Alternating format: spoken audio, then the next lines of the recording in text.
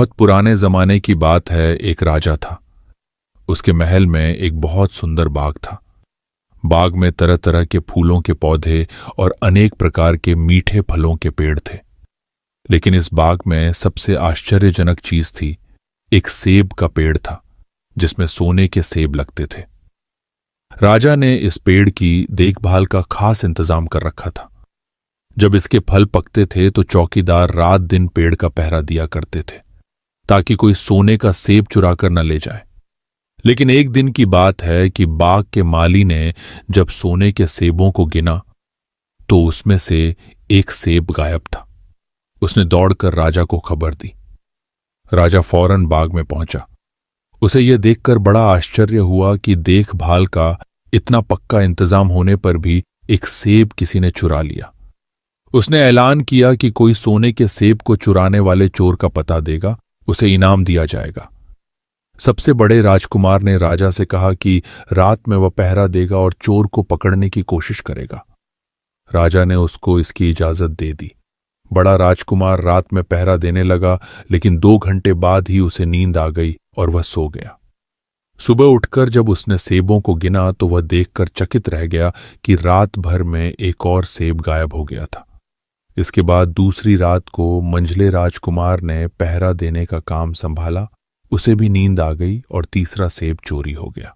राजा बहुत चिंतित था। दरबारियों की भी समझ में नहीं आ रहा था कि क्या किया जाए। सब लोग उदास बैठे थे कि इतने में सबसे छोटा राजकुमार आया और उसने कहा कि आज की रात मैं पहरा दूंगा और चोर को पकड़ूंगा। राजा इस राजकुमार से खुश नहीं रहता था। वह उसे मूर्ख भी मानता था। उसने उसे डांटते हुए कहा, तुम क्या समझते हो? क्या तुम्हें इसमें सफलता मिलेगी? तुमसे बड़े और तुमसे ज्यादा समझदार दोनों राजकुमार इस काम में असफल हो चुके हैं। तुम जाओ, अपना काम करो। लेकिन छोटा राजकुमार नहीं माना। उसने राजा से प्रार्थना की कि उसे एक मौका जरूर दिया जाए। अंत में राजा राजी की हो गया। राजकुमार रात में पहरा देने लगा। उसने तय किया कि वह किसी भी हालत में नहीं सोएगा और चोर को जरूर पकड़ेगा। जब आधी रात हुई और 12 बजे का आखिरी घंटा बजा तो राजकुमार ने देखा कि एक सुंदर सोने की चिड़िया कहीं से उड़ती हुई आई और सेब के पेड़ पर बैठ गई। उसने देखते देखते सोने का एक सेब तोड़कर अपनी चोंच में पकड़ लिया। राजकुमार ने फौरन निशाना साधकर तीर चला दिया, लेकिन तीर चिड़िया को नहीं लगा और वह पंख फड़फड़ाकर उड़ गई। हाँ, इतना अवश्य हुआ कि उसका एक सुनहरा पंख टूटकर जमीन पर आ गिरा। दूसरे दिन सुबह राजकुमार ने राजा को सारी बात बता दी और वह सोने का पंख उनके सामने रख दिया। पंख इतना सुंदर और इतना कीमती था कि राजा उसे देखता ही रह गया। उसने कहा, अगर उस चिड़िया का एक पंख इतना सुंदर है तो वह पूरी चिड़िया कितनी सुंदर होगी। मैं चाहता हूं कि उस चिड़िया को कोई पकड़ लाए। सबसे पहले बड़ा राजकुमार इस काम के लिए रवाना हुआ। चलते चलते वह एक जंगल में पहुंचा। वहां उसने एक लोमड़ी को एक पेड़ के नीचे आराम करते हुए देखा। राजकुमार ने मौका देखकर तीर अपने धनुष पर चढ़ा लिया। वह तीर छोड़ने ही जा रहा था कि लोमड़ी ने चिल्लाकर कहा, राजकुमार, मुझे मत मारो। पता है कि तुम सोने की चिड़िया की खोज में निकले हो। तुम मेरी राय मानो तो तुम्हारा काम जल्दी ही पूरा हो जाएगा। तुम इसी रास्ते से सीधे चले जाओ। शाम होने पर तुम एक गांव में पहुंचोगे। वहां तुम्हें आमने सामने 2 धर्मशाला मिलेंगी। एक धर्मशाला खूब सजी सजाई और सुंदर सी होगी, लेकिन तुम उसमें मत ठहरना। तुम उसके सामने वाली दूसरी धर्मशाला में ठहरना, जो बहुत मामूली और देखने में भी भद्दी सी होगी। ऐसा करने पर तुम्हारा काम आसानी से पूरा हो जाएगा। लोमड़ी का बात सुनकर राजकुमार को हंसी आ गई। उसने डांट कर कहा, भाग जा यहां से, मुझे तुम्हारी सलाह की जरूरत नहीं है। ये कहकर उसने तीर छोड़ दिया, लेकिन लोमड़ी बहुत चालाक थी। वह बचकर निकल भागी। राजकुमार आगे चलता गया। शाम को जब वह एक गांव में पहुंचा तो उसने देखा कि वहां सड़क के किनारे सचमुच 2 धर्मशाला थीं। उनमें से एक धर्मशाला खूब सजी सजाई थी और उसके अंदर से लोगों के नाचने गाने की आवाजें आ रही थीं। दूसरी धर्मशाला भद्दी सी थी और वहां अंधेरा घिरा हुआ था। राजकुमार सजी सजाई धर्मशाला में ठहर गया। थोड़ी देर में वह भूल गया कि वह असल में सोने की चिड़िया की खोज में निकला था। उधर जब काफी समय बीत गया और बड़ा राजकुमार नहीं लौटा, तो मंझला राजकुमार सोने की चिड़िया की खोज में चल पड़ा। वह भी उसी तरह चलते चलते जंगल में पहुंचा तो वही लोमड़ी उसे भी मिली। इस राजकुमार ने भी लोमड़ी की बात पर कोई ध्यान नहीं दिया। जब वह शाम को उस गांव में पहुंचा तो बड़े राजकुमार की तरह सजी सजाई धर्मशाला में ठहरा। वहां के नाच रंग में मस्त होकर वह भी अपना काम भूल गया, यहां तक कि उसे घर लौटने की भी ध्यान न रही। अंत में सबसे छोटे राजकुमार ने राजा से कहा कि मैं सोने की चिड़िया की खोज में जाऊंगा। राजा को विश्वास था कि जब उससे बड़े दोनों राजकुमार इस काम में सफल नहीं हुए तो इसे और भी सफलता नहीं मिलेगी, लेकिन उसके जिद करने पर राजा ने उसे इजाजत दे दी। छोटा राजकुमार तैयार होकर सोने की चिड़िया की खोज में निकला। जंगल में उसे भी लोमड़ी मिली। राजकुमार ने लोमड़ी की बात को ध्यान से सुना और लोमड़ी से कहा, ठीक है, तुम जैसे कह रही हो मैं वैसा ही करूंगा। अब तुम जाओ, मैं तुम्हें नहीं मारूंगा। इस पर लोमड़ी खुश होकर बोली, तुम सबसे अच्छे लड़के मालूम होते हो। तुमने मेरी बात बात का मजाक नहीं उड़ाया और मुझ पर तीर नहीं चलाया। मैं तुमसे खुश हूं और तुम्हारी मदद करूंगी। आओ, तुम मेरी पूंछ पर बैठ जाओ, मैं तुम्हें उस धर्मशाला तक पहुंचा देती हूं। देखते देखते लोमड़ी की पूंछ काफी बड़ी हो गई और राजकुमार उस पर बैठ गया। उसके बैठते ही लोमड़ी हवा में उड़ने लगी और थोड़ी ही देर में मैदानों और पहाड़ों को पार करके उसी गांव में जा पहुंची। राजकुमार ने उसकी सलाह को मानकर छोटी और पुरानी धर्मशाला में ही डेरा डाल दिया। वह दूसरी सजी सजाई धर्मशाला से दूर ही रहा। दूसरे दिन सुबह उठकर जब वह आगे बढ़ा तो कुछ दूर चलने पर उसे वह लोमड़ी फिर से रास्ते में मिल गई। लोमड़ी ने उससे कहा, अब मैं तुम्हें बताती हूं कि आगे तुम्हें क्या करना चाहिए। तुम सीधे चलो। आगे चलने पर तुम्हें एक बहुत बड़ा किला मिलेगा जिस पर सिपाही लोग पहरा दे रहे होंगे। तुम सिपाहियों से डरना मत और सीधे अंदर चले जाना, क्योंकि वे इस समय सो रहे होंगे। तुम बेधड़क होकर किले में घुसते चले जाना और उनके कमरों को पार करते हुए उस जगह पहुंच जाना जहां लकड़ी के एक मामूली से पिंजरे में सोने की चिड़िया बंद है। तुम चिड़िया को पिंजरे सहित उठाकर किले से बाहर ले आना। चिड़िया के पिंजरे के पास ही एक बहुत सुंदर सा सोने का पिंजरा भी रखा होगा। तुम भूलकर भी चिड़िया को उस पिंजरे में मत रखना, मगर तुम उसे लकड़ी के पिंजरे में से निकालकर सोने के पिंजरे में रखने की कोशिश करोगे तो बाद में पछताओगे। यह कहकर लोमड़ी ने राजकुमार को फिर से अपनी पूंछ पर बिठाया और थोड़ी ही देर में उसको किले के पास पहुंचा दिया। राजकुमार ने किले का पास जाकर देखा कि सचमुच उसके पहरेदार सो रहे थे। वह बिना डरे सीधा महल में घुस गया और थोड़ी ही देर बाद वह उस कमरे में जा पहुंचा जहां सोने की चिड़िया एक पिंजरे में बैठी हुई थी। पिंजरे के पास ही सोने के 3 सेब पड़े हुए थे। इन सेबों को देखकर राजकुमार ने फौरन पहचान लिया कि ये सेब उसके पिता के बाग के ही थे। सोने की चिड़िया इतनी सुंदर थी कि राजकुमार उसको देखता ही रह गया। वह उसको उठाकर लाने ही वाला था कि उसकी नजर पास ही पड़े एक सुंदर से पिंजड़े पर पड़ी। वह पिंजड़ा बहुत सुंदर था और उसमें तरह तरह के कीमती पत्थर जड़े हुए थे। सोने की चिड़िया के लिए वही पिंजरा ठीक मालूम पड़ता था।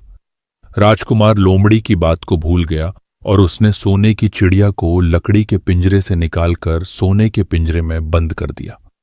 लेकिन नए पिंजरे में आते ही चिड़िया ने खूब जोर जोर से शोर मचाना शुरू कर दिया।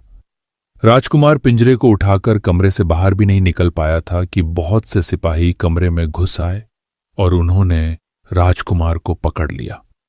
अब राजकुमार को अपनी भूल का पता चला। उसे याद आया कि लोमड़ी ने उससे क्या कहा था, लेकिन अब क्या हो सकता था। सिपाही उसे खींचते हुए राजा के दरबार में ले गए। राजा के पूछने पर राजकुमार ने सारी बात कह सुनाई। राजा बोला, तुम मेरे महल में चोरी करने के लिए घुसे थे। मैं तुमको माफ नहीं कर सकता। तुम्हें फांसी की सजा दी जाएगी, लेकिन मैं तुम्हें एक मौका देता हूं। अगर तुम मेरे लिए सोने का घोड़ा ला दो तो मैं न सिर्फ तुम्हें छोड़ दूंगा बल्कि सोने की चिड़िया भी तुमको दे दूंगा। राजकुमार को अपनी जान बचाने के लिए राजा की शर्त माननी पड़ी। अब वह सोने के घोड़े की तलाश में निकला। किले के बाहर जाने पर उसने देखा कि लोमड़ी का उसका इंतजार कर रही है। उसने लोमड़ी को सारी बातें बताईं।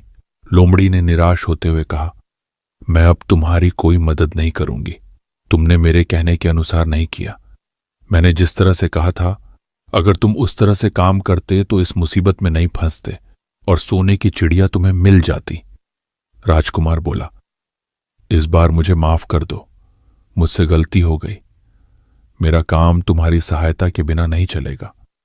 मुझे राजा ने सोने का घोड़ा लाने के लिए कहा है, वरना वह मुझे फांसी पर चढ़ा देगा। लोमड़ी ने कहा, खैर, मैं तुम्हें माफ करती हूं। अब तुम ऐसा करो कि मेरी पूंछ पर बैठकर सीधे चले चलो। कुछ दूर जाने पर तुम्हें एक दूसरा किला मिलेगा। उसी किले की घुड़साल में तुम्हें सोने का घोड़ा बंधा हुआ मिलेगा। महल के नौकर चाकर सब सो रहे होंगे। तुम चुपचाप जाना और घोड़े को खोल लेना। लेकिन एक बात याद रखना, वहां घोड़े के पास ही घोड़े पर कसने के लिए 2 जीनें रखी होंगी। उसमें से एक तो पुरानी चमड़े की जीन होगी और दूसरी सोने की जीन होगी। तुम सोने की जीन को छूना भी मत और उस घोड़े पर पुरानी चमड़े की जीन को कसकर सवार हो जाना और उसे दौड़ते हुए किले से बाहर चले आना। राजकुमार ने वादा किया कि वह ठीक ठीक वैसा ही करेगा। लोमड़ी ने उसको अपनी पूंछ पर बैठाया और कुछ ही देर में वह उसे ले किले के पास जा पहुंची। किले के पास पहुंचते ही लोमड़ी ने उसे नीचे उतारा और फिर वहां से चली गई। राजकुमार सीधा फाटक से किले में घुस गया। अंदर जाकर उसने देखा कि वहां के सभी नौकर चाकर सोए हुए थे। थोड़ी ही देर में वह किले की घुड़साल में जा पहुंचा। वहां एक बहुत सुंदर सुनहरा घोड़ा बंधा हुआ था। राजकुमार ने पास जाकर देखा कि वह घोड़ा सचमुच सोने का था। ऐसा सुंदर घोड़ा उसने सपने में भी नहीं देखा था। उसने आगे बढ़कर घोड़े को खोल लिया। जब वह बाहर निकलने लगा तो उसकी नजर एक कोने में पड़ी हुई सोने की जीन पर गई। ये जीन बहुत सुंदर थी और इसमें हीरे मोती जड़े हुए थे। उसके पास ही एक फटी पुरानी चमड़े की जीन पड़ी हुई थी। इतने सुंदर घोड़े पर पुराने चमड़े की जीन कसना राजकुमार को अच्छा नहीं लगा। उसने सोने की जीन उठा ली और घोड़े पर कसना शुरू किया। इतने में घोड़ा जोर से हिनहिना उठा। किले के नौकर चाकर जाग गए। थोड़ी ही देर में राजकुमार पकड़ लिया गया।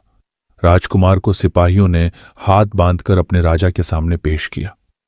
राजा ने सारी बातें सुनकर कहा, तुमने मेरे घोड़े को चुराने की कोशिश की है, इसलिए तुम्हें फांसी की सजा दी जाएगी। लेकिन अगर तुम मेरा एक काम कर दो तो मैं तुम्हें छोड़ सकता हूं। यहां से कुछ ही दूर एक सोने का महल है और उसमें बहुत सुंदर राजकुमारी रहती है। अगर तुम अपनी जान बचाना चाहते हो तो उस राजकुमारी को मेरे पास ले आओ। तुम्हें इनाम में यह सोने का घोड़ा दे दूंगा। बेचारा राजकुमार, वह फिर से एक नई मुसीबत में फंस गया। उसे मजबूर होकर राजा की शर्त माननी पड़ी। अब वह सोने के महल की खोज में निकला। कुछ दूर चलने पर फिर उसे वह लोमड़ी मिली। पता नहीं कैसे लोमड़ी को सारी बातें मालूम हो गई थीं। वह बोली, देखो, तुमने इस बार भी मेरी बात नहीं मानी। मेरी बात मान जाते तो यह नई मुसीबत तुम्हारे गले नहीं पड़ती। खैर, मुझे तुम पर दया आ रही है। मैं तुम्हारी मदद करूंगी। चलो, मैं तुमको सोने के महल के पास पहुंचाए देती हूं। तुम महल के बाहर ही कहीं पीछे छिपे रहना।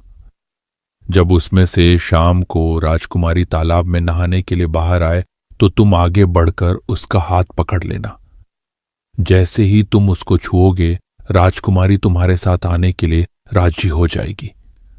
लेकिन एक बात याद रखना, तुम उसको वहां से अपने साथ ले आना। उसे वापस महल में मत जाने देना।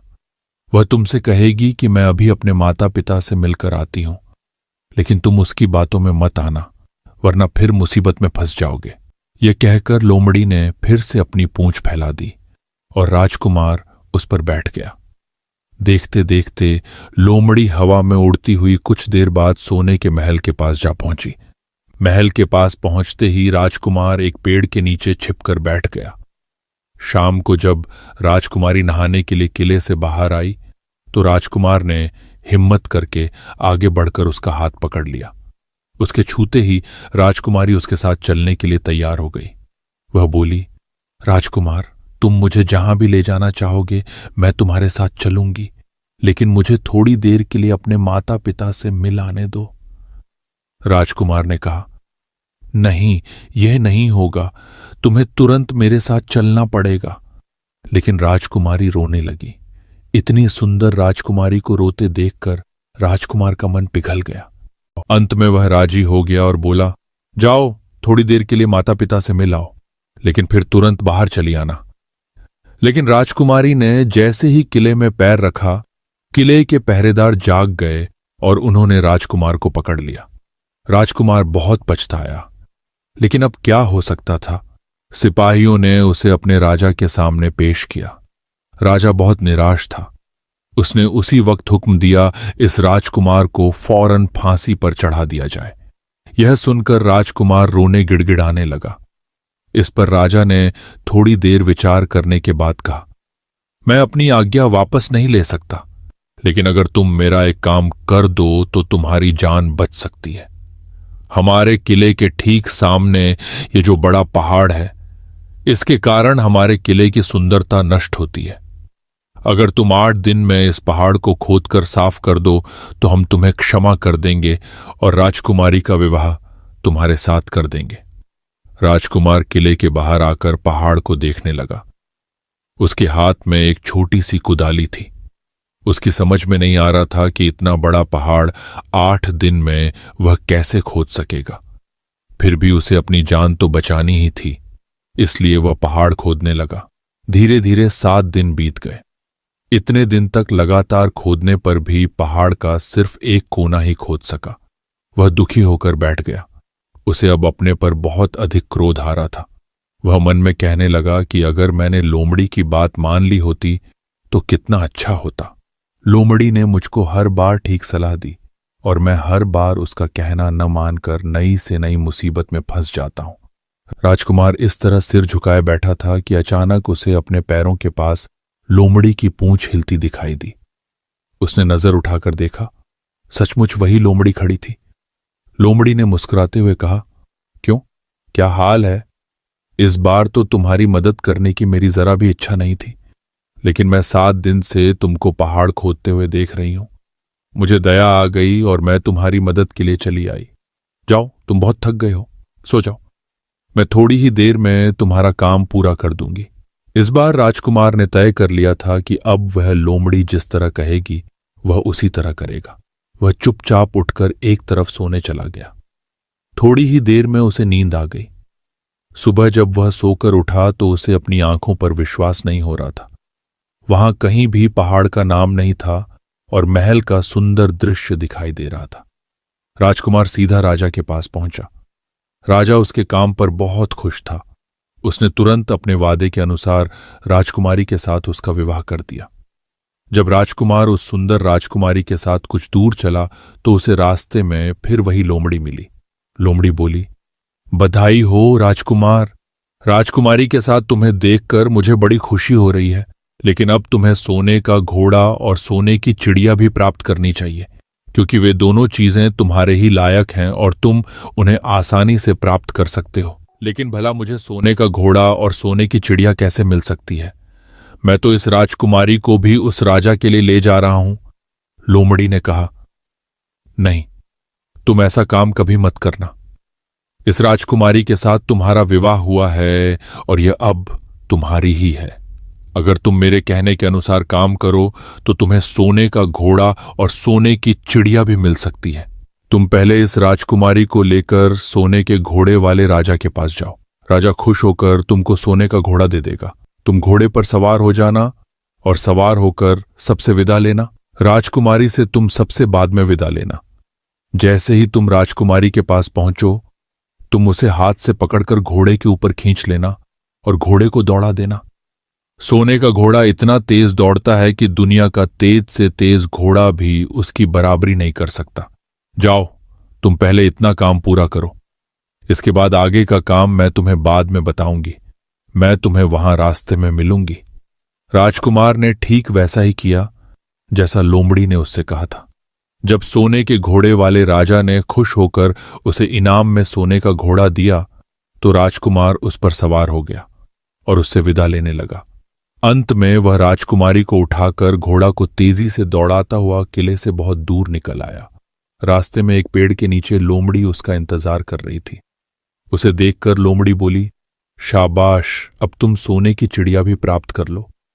जब तुम सोने की चिड़िया वाले राजा के पास पहुंचोगे तो वह इस घोड़े को देखकर बहुत खुश होगा। तुम उससे कहना कि पहले सोने की चिड़िया का पिंजरा मेरे हाथ में दे दो, तब मैं यह घोड़ा तुमको दूंगा।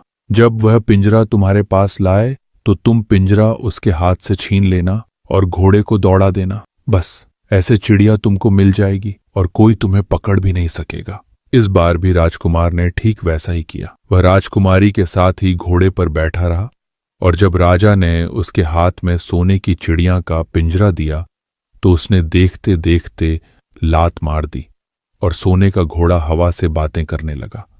कुछ दूर चलने पर लोमड़ी उसे मिली।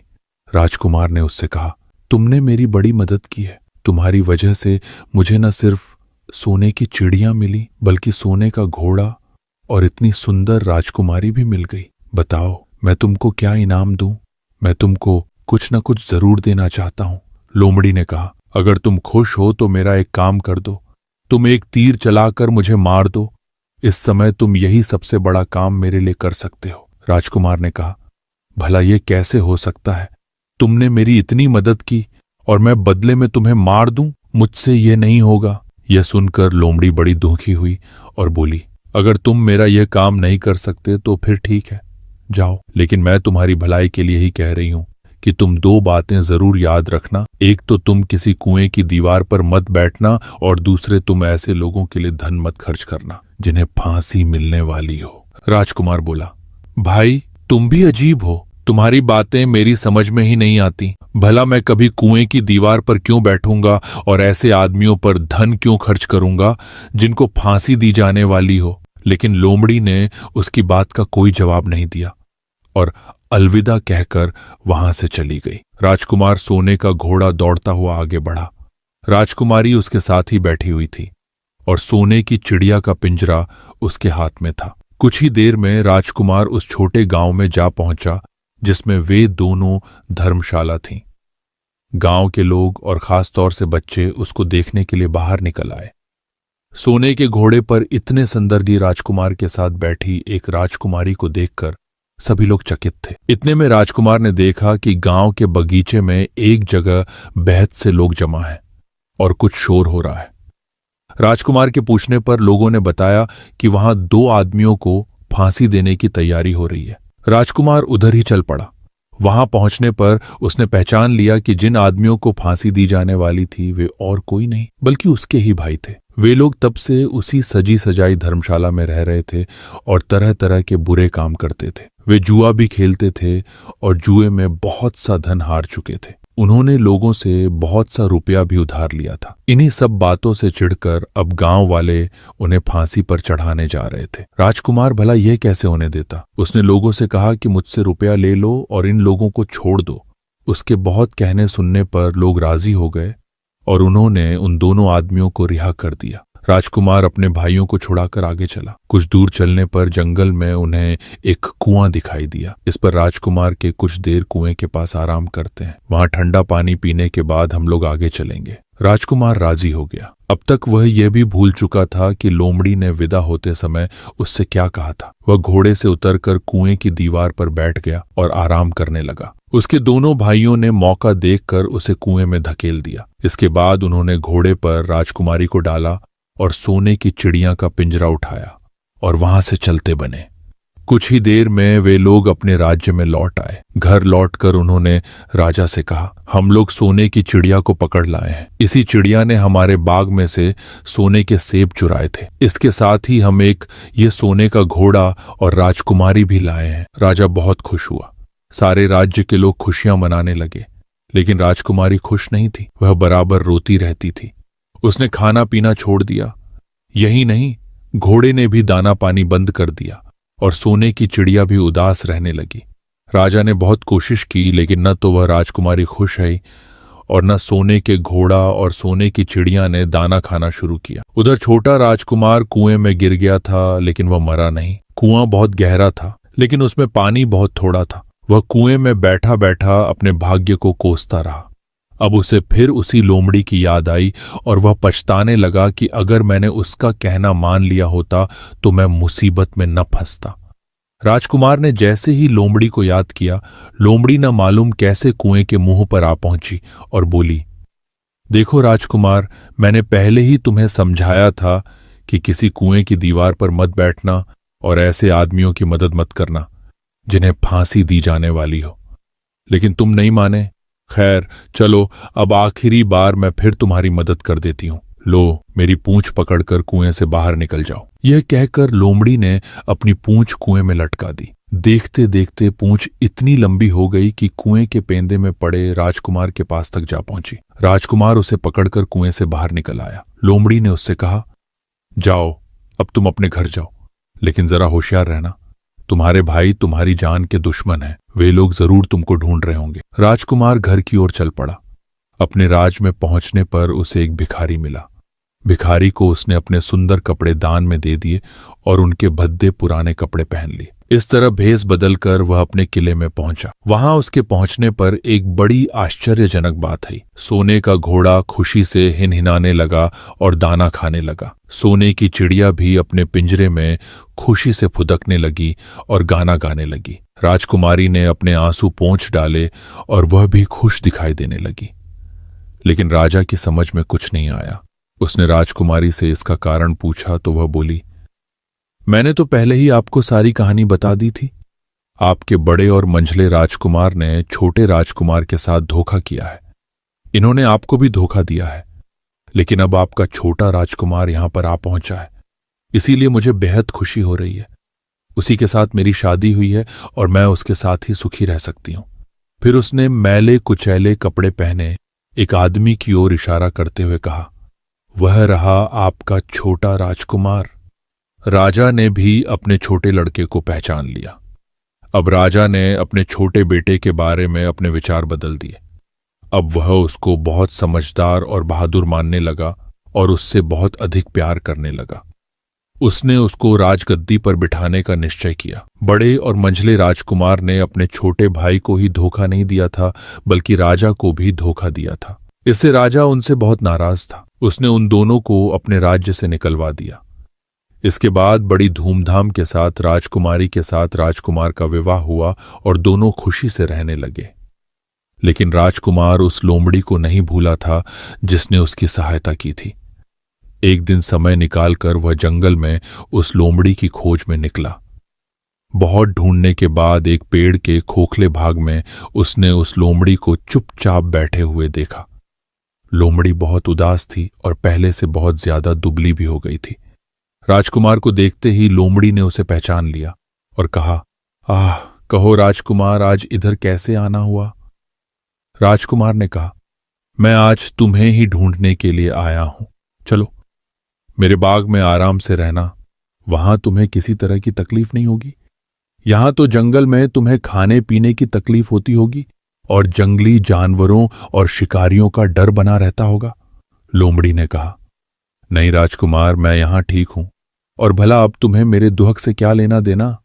तुम्हारा काम निकल गया, अब तुम खुशी से अपने राज में रहो। राजकुमार बोला, नहीं, तुमने मेरा बड़ा उपकार किया है। मैं तुम्हें इनाम देना चाहता हूं और अपने साथ ही रखना चाहता हूं। राजकुमारी भी बहुत खुश होगी, वह भी तुमसे मिलना चाहती है। लोमड़ी बोली, अगर तुम सचमुच मुझे इनाम देना चाहते हो तो मेरा एक काम कर दो।